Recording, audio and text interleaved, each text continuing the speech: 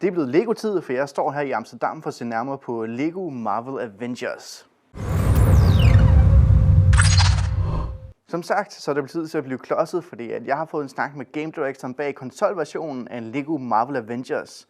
Og min snak med ham, det kan du høre lige her. Assembling something larger than any of us could ever imagine.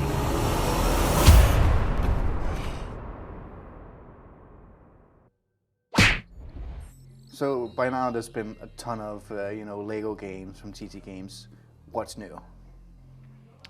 What's new? Just the pure amount of content that we've got into this game, and the way we've gone about what we had originally and improving it.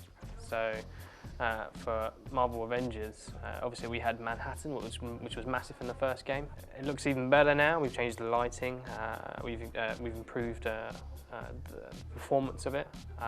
And we've packed it with even more content for players to go out, explore, and collect.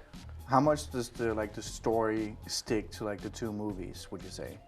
Oh, we are literally retelling the films from the cinematic universe.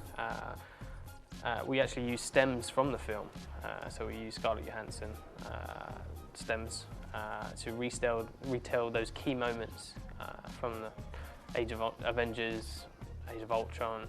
We dip into sort of Captain America and Winter Soldier, but we take the sort of like the best bits, like the key moments, and then we retell them in our own sort of Lego way through the eyes of Lego. So we're bringing them into the Lego world. One of the complaints I've heard from the Jurassic Lego game is when you use the VO from the movies, sometimes the audio quality is not always completely clear. Have you done anything to improve upon that? Yeah, so there's always a difficulty taking stems from a film because usually sometimes you have it where the character's not looking at the mic or there's background sound going on. There are those challenges. We do try and tidy them up as much as possible, and we're clever in the ways that sometimes when we actually pick the stem line, if it isn't great in terms of if there's a background noise and we can't tidy it up, then we will not use that stem line at all. So that's how we avoid that sort of scenario.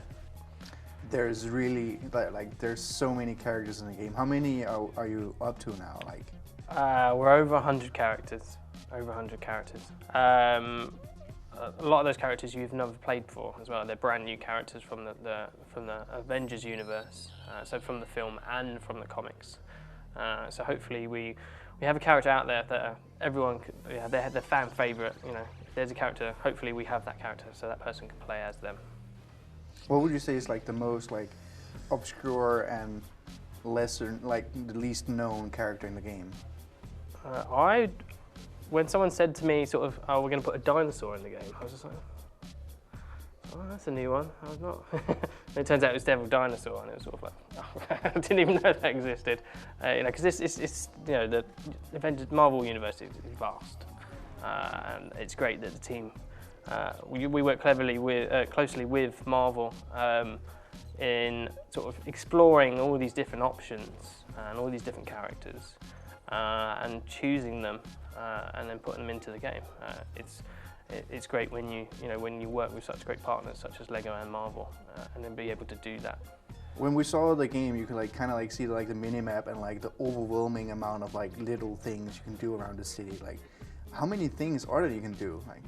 Oh, there's lots. So we have well over 200 gold bricks that you can collect.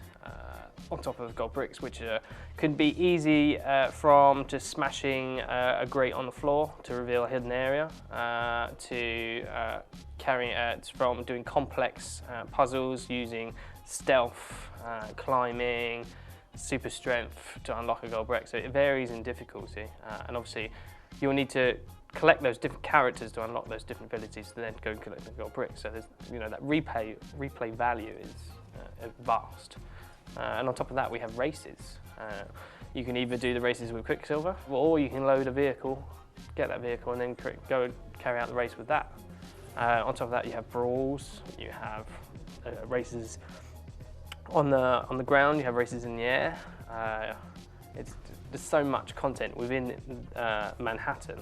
But on top of that, for this game, we've actually got 7 additional areas with the same amount, with more things to collect and more things to explore.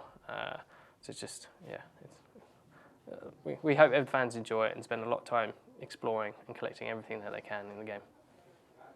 Awesome. Okay. Thanks.